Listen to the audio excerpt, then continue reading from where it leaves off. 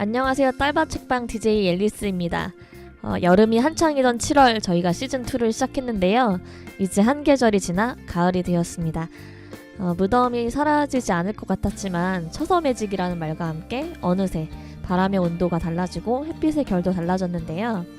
이맘때는 선선해진 날씨와 또 달라진 구름에 설레기도 하고 또 한 해의 마지막을 향해 가면서 올해는 잘 보냈는지 또 더듬어 보게도 됩니다. 새해에 다짐했지만 이루지 못한 계획들도 떠오르기도 하고 마음이 조급해지기도 하고요. 딸바 책방 우리 청취자분들께서는 어떤 마음과 모양으로 지내고 계신지 궁금합니다.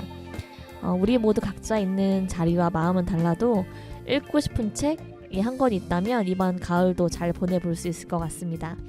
아직 그런 책이 없으시다면 오늘 딸바 책방에서 소개해드리는 책들로 한번 읽어보시는 것도 좋을 것 같네요.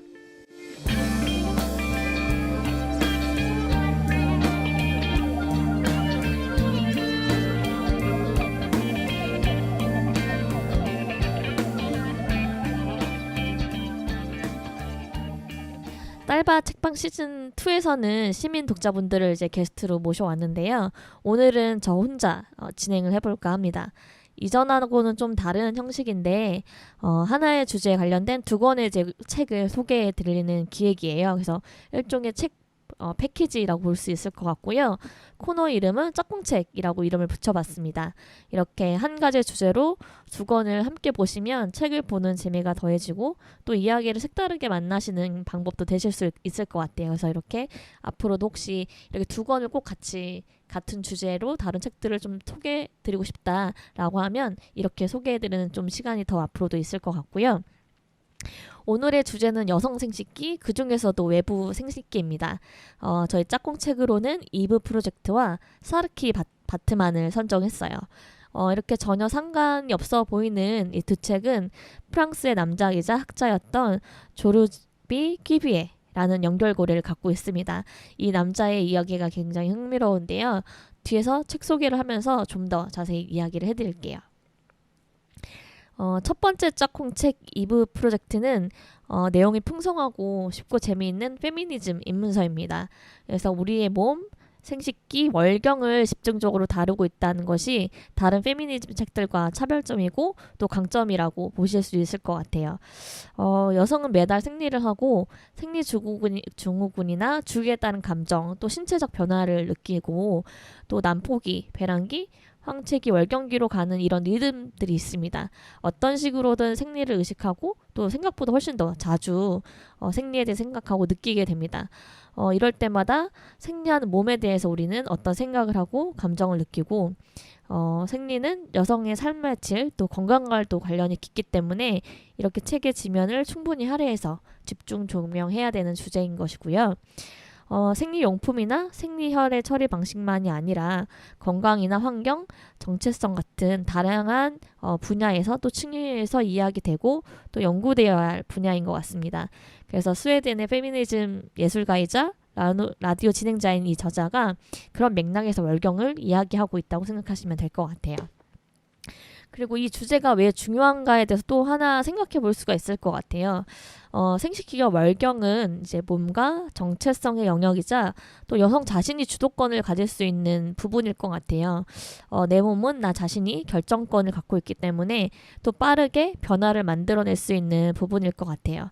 그래서 나 자신에 대한 시각이자 결정 또 행동이기 때문에 가장 실제적이고 또 강력한 우리가 각자가 행복해질 수 있는 페미니즘의 영역이 아닐까 생각이 해봅니다. 그런 의미에서 우리가 성폭력이나 법과 제도적인 부분도 되게 중요하지만 이 월경과 생식기도 되게 중요하고 또 관심 있게 봐야 하는 주목해야 되는 부분인 것 같습니다.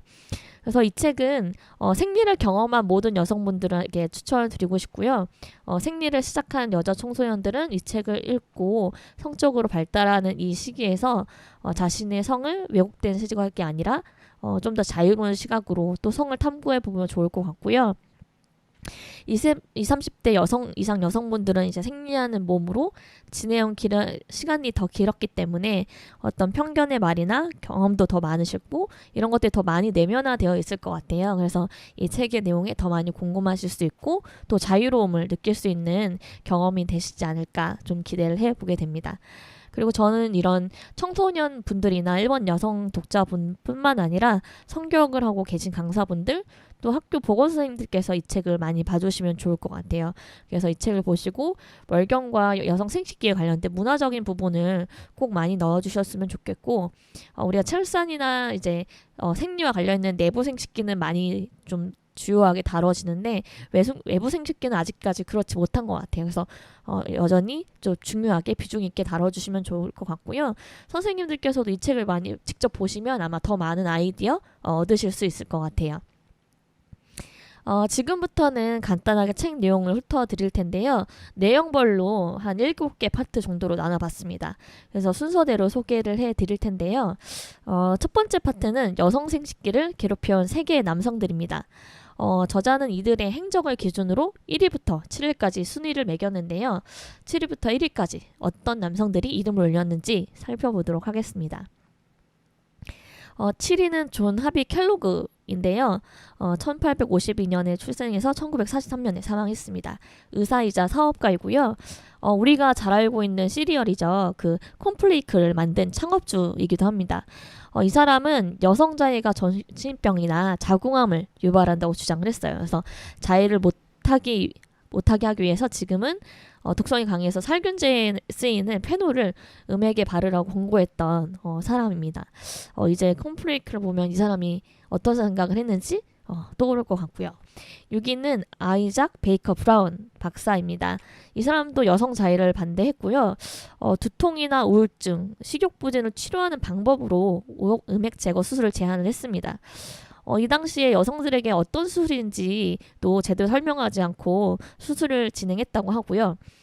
더 화가 나는 건 이런 음액 수술이 당시에 문제가 됐던 이유가 남편들에게 수술 동의를 받지 않았다는 거죠. 여성들에게 어떤 몸에 영향을 미치고 여성들이 어떤 의사를 가졌는지가 아니라 남편의 동의 여부가 중요했다는 게 좀 더 같이 우리가 함께 주목해야 될 부분인 것 같습니다. 5위는 성 아우구스티누스고요. 아주 유명한 신학자인데 이 사람은 성경에 나오는 최초인 남자인 아담과 여자인 이브가 지은 죄가 성기를 통해서 다음 세대로 대물림 되기 때문에 성기를 아주 위험하고 나쁜 것이라고 주장을 했습니다. 그리고 아담에게 선악과를 먹자고 한 것이 이브였기 때문에 여성의 생식기야말로 신과는 가장 반대되는 것이라고 설명을 했고요. 4위는 존 머니라는 의학 심리학 교수입니다. 우리는 이제 젠더를 여성과 남성으로 구별하는 것에 굉장히 익숙하고 이런 젠더 구분이 굉장히 아주 오래된 역사라고 생각을 하는데요. 이 책에선 이런 명확한 구분이 19세기 이후에 보편적으로 확대됐다고 설명을 해주고 있어요.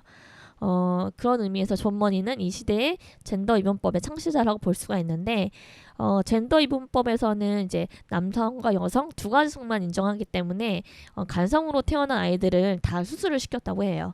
근데 간성은 이제 외부 생식기와 내부 생식기가 일치하지 않는 경우 또 남녀의 중간 외성기처럼 보이는 경우를 말하고요. 근데 더 문제는 이런 아이들의 생식기를 남성 결정할 때 여성 생식기로 대부분 수술을 했다는 거예요. 근데 그 이유는 의사들의 입장에서 수술하기 더 쉬운 방법이었기 때문이라는 건데요. 이제 한 사람의 생식기와 어떤 정체성에 영향을 미칠 수 있는 부분을 의사가 편의성으로 기준으로 정했다는 게 굉장히 지금도 믿기 어려운 부분인 것 같습니다. 3위는 15, 18세기로 거슬러 올라가는데요. 바로 마녀 대사냥이 있었던 대사냥을 나섰던 선동자들입니다. 이들은 마녀인지 아닌지를 구별하는 기준으로 성기에 도출해 있는 젖꼭지처럼 생긴 엄지손가락 반만한 살점이라고 악마의 표식을 정했습니다. 아마 이때 여성들에게서만 발견될 수 있는 어떤 표식을 정하면서 음액을 마녀의 표식으로 정한 게 아닐까 생각해 볼 수 있을 것 같고요. 그 다음 위인은 프랑스의 남작인 조르주 끼비에입니다. 1769년 출생해서 1832년 사망했고요. 이 사람은 동물학자이자 고생물학자이고요. 우리 이브 프로젝트의 짝꿍책인 사르키 바트만과의 연결고리이기도 합니다. 사르키 바트만은 이제 남아공 출신이지만 백인 남성들의 돈벌이로 해서 영국과 프랑스로 옮겨져서 인종정시에 이용되다가 합병증으로 사망한 여성인데요. 이 당시의 사람들은 그녀의 음순과 엉덩이에 광적인 관심을 보였습니다. 퀴비에도 다르지 않았고요. 그래서 이 퀴비에는 사르키 바트만을 파리 자연사 박물관으로 데려가서 머리 두개골과 유두 사이즈를 재고 화가를 불러서 그녀의 몸을 그림으로 남겼습니다.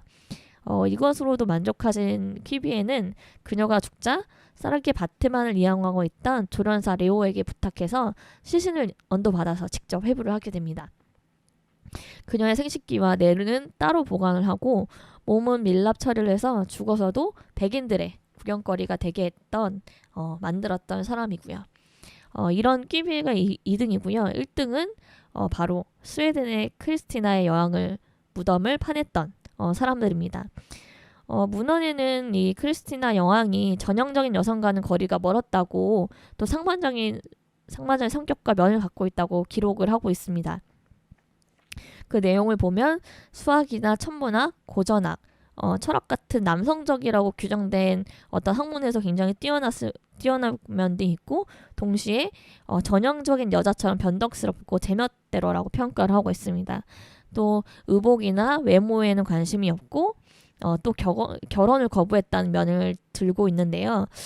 결국은 이제 이 크리스티나 여왕이 그 당시 사회가 원하고 정의했던 여성다움과 맞지 않았고 이거를 정신병적인 특성이라고 정의하면서 또 그 원인을 간성이라고 주장했던 건데요. 어떻게 보면 여성다움에 맞지 않는 여성은 도저히 소화할 수 없었나라는 생각도 해보고 그 사람이 한 나라의 여왕이자 자신들보다 더 높은 계급의 사람이었는데도 이런 식의 생각과 주장을 한다는 게 굉장히 놀랍고요. 왕이어도 여성이라면 젠더 영역에서는 이런 남성들이 더 우위를 갖는 상황이지 않았을까라고 또 생각을 또 해볼 수 있을 것 같아요. 결국 1965년에 여왕의 무덤을 발굴하겠다는 이 프로젝트는 결국 성공을 해서 여왕의 무덤을 다시 열는 데까지 성공을 했고요. 그 결과는 당연히 증거 부족으로 간성임을 확인할 수 없다는 것으로 결론이 맺게 되었습니다. 저희가 1위부터 7위까지의 남성들의 순위를 살펴봤고요. 이제는 다음 장으로 넘어가 보도록 하겠습니다. 이번 장의 소제목은 소음순 지우기입니다. 얼마 전까지만 해도 여성 외음부에 고유한 명칭을 주지 않고 질이라고 부정확하게 부르거나 없는 것처럼 말하는 경우가 많았는데요. 의학 서적에서도 아예 없거나 자세히 다루지 않는 경우가 많았습니다. 이건 이렇게 외부 생식기를 지칭한 용어가 불명확한 것은 언어로 여성 외부 생식기를 지우는 일이라고도 볼 수가 있는데 왜 이런 일이 일어났는지를 알려면 역사 문화적 배경을 이야기해야 합니다. 19세기부터는 종교가 힘을 잃고 과학이 권위를 갖게 되었는데요. 그 전까지 종교의 시대에서는 신께서 이렇게 정하셨다라는 종교인의 또 사제의 말이면 되었지만 이때부터는 어떤 차별을 받아들이게 하려면 과학을 들어서 설명을 해야 했습니다. 이때 들었던 권력 집단들이 들었던 것은 남성과 여성의 몸의 차이를 그 차별의 근거로 삼았고요. 과학적인 증거들을 들어서 설득을 해왔습니다. 그 중에서 이제 선택한 성별, 그 중에서도 이제 생식기가 될 것 같은데요. 남성과 다른 여성의 외부 생식기는 남성보다 덜 진화된 인간이라는 뜻이었고요. 이런 외부 생식기가 크다면 성욕이 많거나 강하다는 부정적인 낙인이 찍혔습니다. 문제는 이런 생각이 여전히 지금도 재현되고 있고 그때보다 대단히 상황이 나아지지 않았다는 거죠. 그래서 학교에서도 출산과 관련 있는 내부 생식기는 가르쳐주지만 외부 생식기는 그만큼 중요하게 다루지 않는 모습일 수도 있고요. 우리가 여성의 몸 일러스트나 또 바비 인형에서 여성의 외부 생식기는 아예 없는 것처럼 묘사하지 않는 것도 그런 예가 될 수 있을 것 같습니다. 지금도 자기 생식기가 어떻게 생겼는지 잘 모르고 부위나 이름의 그 명칭을 정확하게 모르는 경우도 많고요. 소음순 잘라내는 수술을 하고 싶다는 상담글도 볼 수가 있습니다. 이 장을 보면서 성교육에서 어떤 생식기를 정확하게 또 비중 있게 가르치는 일들이 중요하다는 생각을 다시 해보게 되었고요. 그 다음 장은 잃어버린 음액을 찾아서라고 이름을 붙여봤습니다. 이번 장의 주인공은 정신분석의 창시자인 프로이트인데요. 그는 성인에게 자의나 음액 자극은 부적절하고 불필요한 것이며 여자에게는 남성과의 사이에서의 성관계만 수용할 수 있고 할 수 있는 유일한 성생활이라고 주장했습니다. 이런 생각이 널리 퍼져나갔던 1900년대부터 1950년까지는 이런 수많은 텍스트에서 음액이라는 단어가 사라지게 됐고요. 그러다가 1998년에 호주 로열 멜버른 병원에 헬렌 오코넬이라는 분께서 음악 복합체를 발견하면서 음액의 다시 그 위치와 중요성이 재발견되었는데요. 이러한 내용들이 여전히 교육에서는 다뤄지지 않고 많이 모르시는 분들이 많다는 게 좀 아쉬운 부분인 것 같아요. 그 다음 장은 생리입니다. 위에서 아까 과학이 종교의 자리를 대신하면서 남자와 여자의 차이가 강조되었다고 설명드렸는데요. 외부 생식기와 함께 월경도 그렇게 사용되었던 예가 됩니다. 19세기를 지나면서 숭배나 경의의 대상 또 때로는 신비로움이었기도 했던 월경은 차별의 근거가 되면서 숨기고 가려져야 했습니다. 이런 월경을 금기시하거나 터부시하는 문화가 다양한 형태로 문화로 뿌리를 내리면서 지금 생리에 대한 핵심 감정은 수치심이 아니었을까 또 생각을 해보게 되고요. 우리가 이 부분에서 이런 생각, 성적 차이를 강조했던 것이 과학적 근거였고 이런 생각을 주로 만들어냈던 것이 당시의 지식인들 엘리트였던 것들을 좀 주목해야 될 것 같습니다. 우리가 과학이라고 하고 과학적 근거를 대면 이것들이 객관적이고 가치 중립적이라고 생각을 하는데 생각해보면 그 결과들을 내기까지의 사람들의 마음과 생각이 또 작용을 하잖아요. 그래서 과학자들의 생각에는 가치관, 그 시대의 믿음이 반영될 가능성이 굉장히 높은 것이기 때문에 어떤 과학적 결과라고 하는 것들에 대해서 우리가 여전히 그것들을 사람이 만드는 것, 그들의 가치가 반영될 수 있다는 걸 같이 생각해야 될 것 같고요. 그런 과학적 결과들 우리가 합리적으로 또 과학적 사고방식으로 따져보는 태도를 갖고 있는 것이 되게 중요할 것 같고요. 또 아까 말씀드렸던 이런 것들을 만들어내는 것들이 또 지식인층에서 유통되고 또 생산되었다는 것들을 또 주목해야 될 것 같고요. 아까 이제 세계의 이제 1위부터 7위 남성들을 순위를 매겨봤는데 지금도 굉장히 유명한 또 학계에도 이름이 남아있는 사람들이 많아요.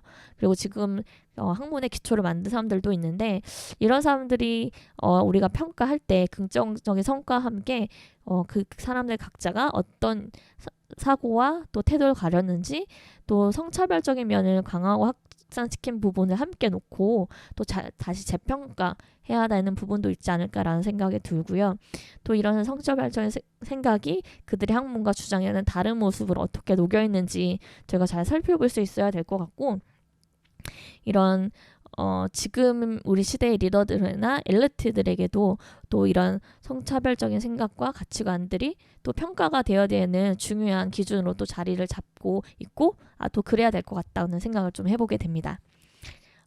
이 부분에서 저는 생리대 광고에 문제를 제기한 부분도 되게 재기발랄하고 반가웠던 것 같아요. 생리대 광고를 보면 깨끗함을 많이 강조를 하는데 그렇다는 건 그 제품이 이 소비자에게 줄 수 있는 기능은 어떻게 보면 깨끗함이라는 걸 볼 수가 있어요. 그러면 월경이나 월경을 하는 몸은 깨끗하지 못하는 뜻도 될 수 있다고 이 부분 지적을 하고 있거든요.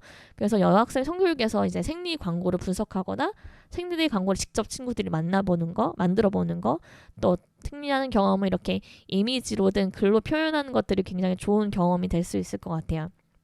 그리고 이제 무엇보다 생리는 시대와 지역에 따라서 숭배나 공포이기도 하고 또 열등과 혐오까지 굉장히 달리 계속 해석되어 왔기 때문에 결국 생리에 대한 생각은 그 시대와 구성원들이 함께 만들고 공유해 가는 것인 것 같아요. 그래서 이제 지금은 우리 시대에 맞게 여성의 성 또 월경을 어떻게 생각하는지 또 우리가 어떤 대답을 하고 싶은지 함께 만들어 나가야 되는 시대인 것 같고 또 그럴 수 있는 토대들이 많이 만들어졌고 그런 역할들이 앞으로는 성교육에서 필요한 영역들이 아닐까 생각을 좀 해보게 됐습니다. 마지막 장은 문화 속의 월경의 상징인데요. 이 장에서 소개하는 브루노 베테라임 작가의 책은 마법의 사용법인데 한국어판으로는 시공 주니어에서 옛 이야기의 매력 2편으로 나왔습니다. 백설공주와 잠자는 그 숲속의 공주 동화를 월경과 사춘기의 상징으로 소개하고 있고요.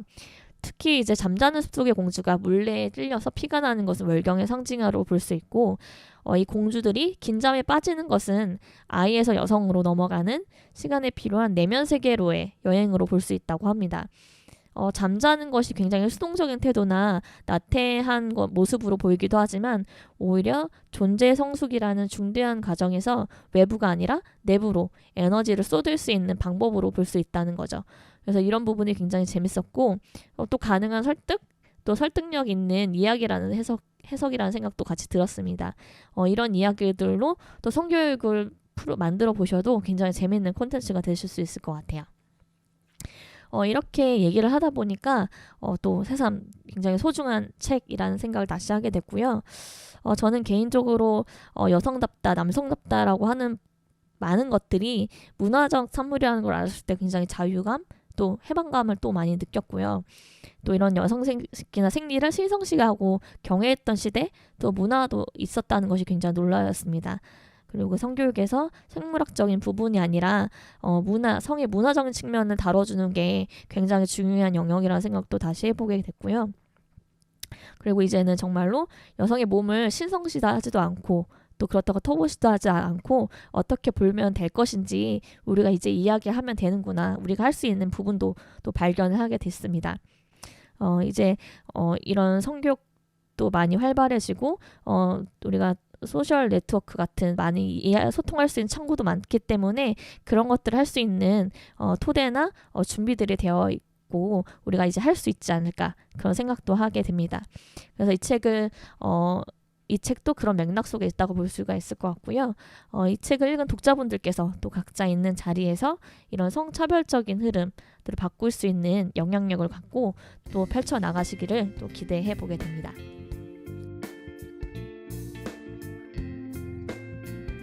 다음 주에는 이브 프로젝트의 짝꿍책인 사르키 바트만을 나눠보도록 하겠습니다. 이 책도 자신있게 추천드릴 수 있는 책이고요. 제국주의 식민 여성, 또 유색인종의 여성의 순환사여서 한국 여성 독자들에게도 남다르게 또 다가오고 공감하실 수 있는 부분들이 많으실 것 같아요. 그래서 역사책이나 또 제국주의, 또 아프리카에 관심이 있으신 분들은 꼭 다음 팟캐스트 들어봐 주시면 좋을 것 같고요. 다음 편도 많이 기대해 주시고요. 딸바 책방은 사르키 바트만과 함께 다음 주에 찾아뵙도록 하겠습니다. 감사합니다.